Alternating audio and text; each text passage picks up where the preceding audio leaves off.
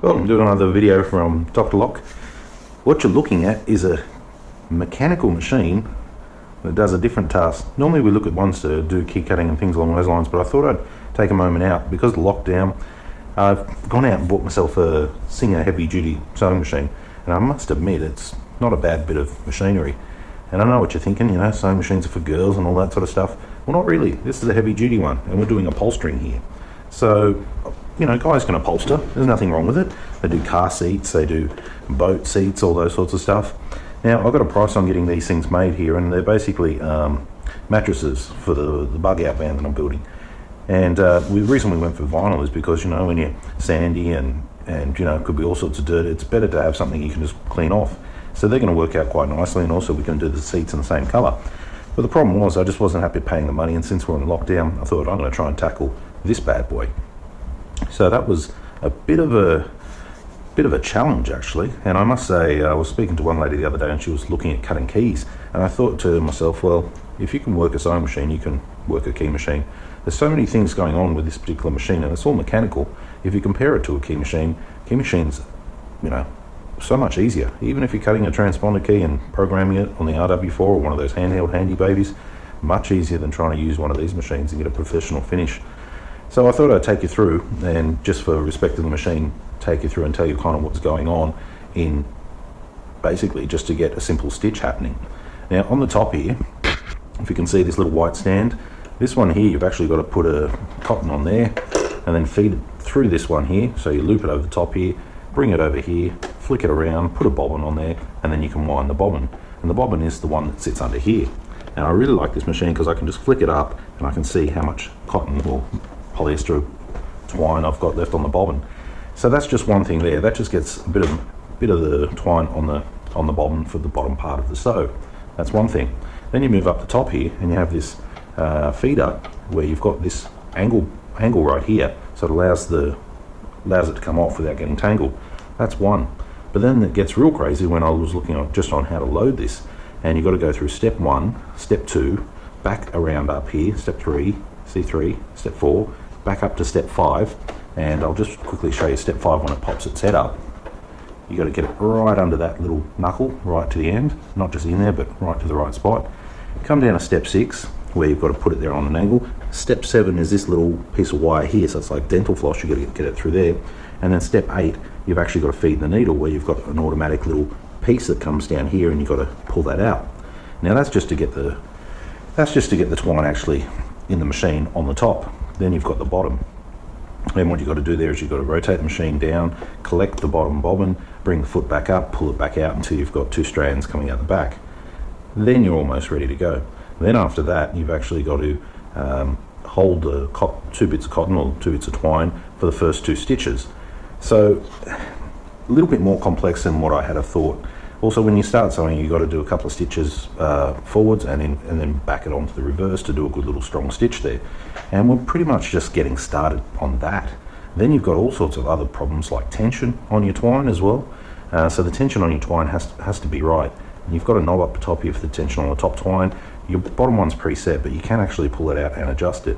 And it's a little bit tricky, really. Then you've got your positioning of the needle, and then you've got your width of the needle, which can also work as positioning as well. So it can go left, medium, center. So it's got quite a lot of functions in here when you're talking about a mechanical machine. I mean, there's no computer in this thing. It's just a plastic and metal and all the rest. And if you were to compare it to any key machine, I mean, I paid $2.99 for this bad boy. And when you compare it to like a $500 key machine or a $1,000 12-volt key machine, you think about it and you think, well, geez, it doesn't have half the amount of mechanics and things that are going on to actually create the stitch. And then on top of that, as you get the machine, it might be too quick. So I've even had to adjust it to actually get it to a stage where I can slowly take off. Oop, turn that over there. Let's see if we can do a stitch here. So I've adjusted it so it's nice and slow, so I can feed my material and this stuff here, which is piping, in at the same time to get it lined up.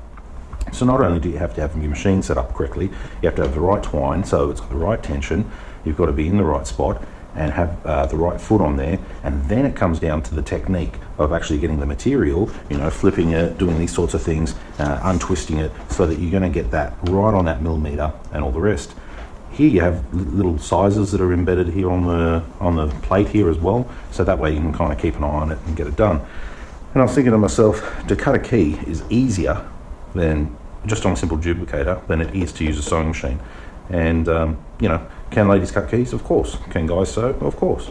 But I would say I would prefer to be cutting keys any day of the week than using one of these on a regular basis. Although I've learned to use it in the lockdown, it's a complex machine. And the feet, you've got multiple feet you could be putting on there too. This one here has a channel which allows me to capture that tubing or welt cord or whatever you want to call it, and that kind of allows me to help get it centered as well. So at the moment I'm doing these ones here. They're 2 meter by 1 meter, so you've got 2 meters up one side, 1 meter across, so it's about 6 meters all the way around. And it's a slow process. It's really slow, because if you don't get it right, or if there's a gap, you just got to pull it apart and do it again. And once you've sewn the whole thing, you can't pull it apart. So repairing it, stitching it, if it's too tight, you'll get a clump. So yeah, what an absolute nightmare. But I must say, for a machine, it's even got a little compartment down here, and this part comes off if you want to do some sort of, you know, other materials. But I must say, for a machine, it's definitely worth a challenge. If you're bored and you're looking for something to take on a challenge with, try doing upholstery. You know, you can do some car seat covers if you want. You can do some chair covers, any sort of upholstery. You make a dress if you want, but I probably won't be doing that.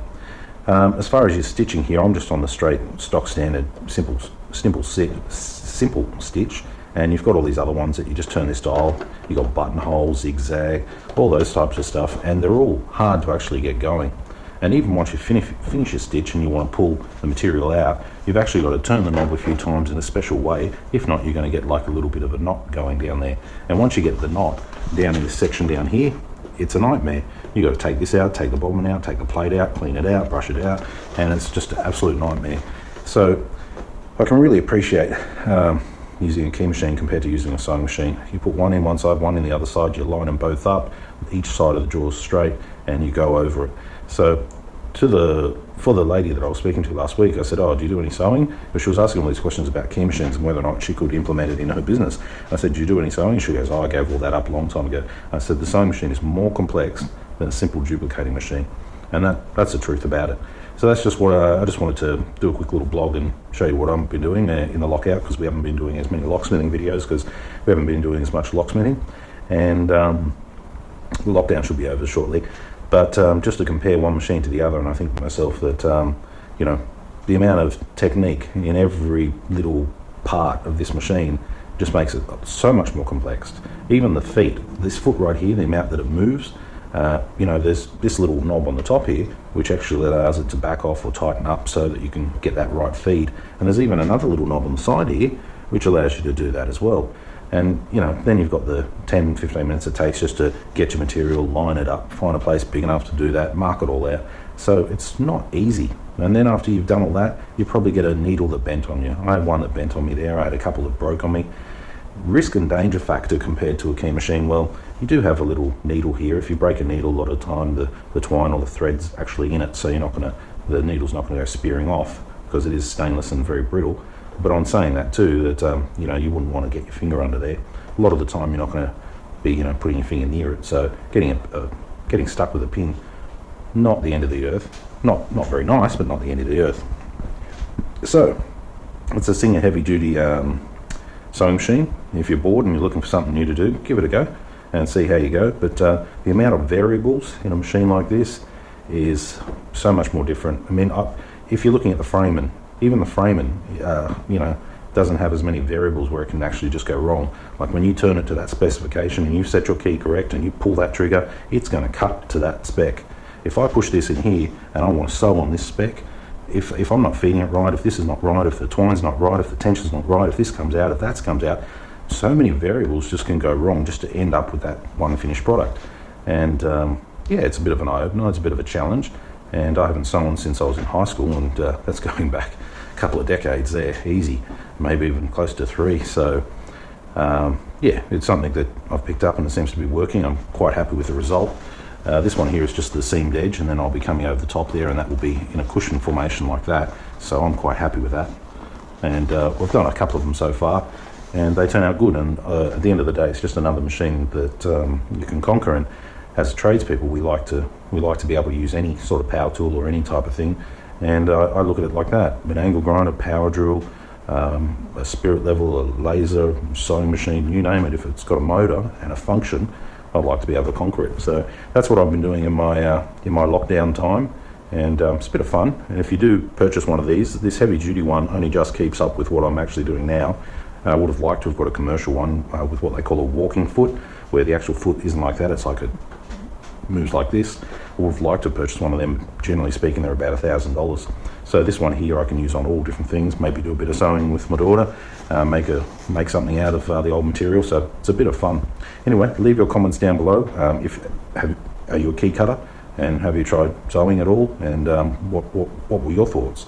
How much more difficult was it, and were you able to do it first time? I mean, I know there's a lot of shoe repairers out there. They use sewing machines and very heavy duty leather sewing machines to repair shoes and things. And that's a bit of a dying art in a lot of ways, because a lot of people now, they just replace everything. So, they're not really repairing things. But there are people out there that can do both. I mean, some upholsterers, they've got machines and big heavy duty machines, and they make it look real easy. But truth is, it's not that easy. So just giving a bit of respect to the old sewing machine and what it actually does, and how complicated it has become. But in saying that, this is a mechanical machine, and just the amount of parts, the amount of precise parts in this machine it makes a simple duplicator look like a bit of a toy, because you've got that many controls, knobs, tightness, variables, and even just the bobbin in there, the way that goes through, the engineering, the design of it, it's pretty amazing when you compare it to just a blade and a cradle and a worm gear. It's a big difference. So yeah, pretty much, if you're looking to start cutting keys, we sell key machines on our website, on our lock shop. And how hard is it? Well, I think it'll take you less time to pick up than it will to pick up a sewing machine for the first time. Leave your comments down below. Thanks for watching.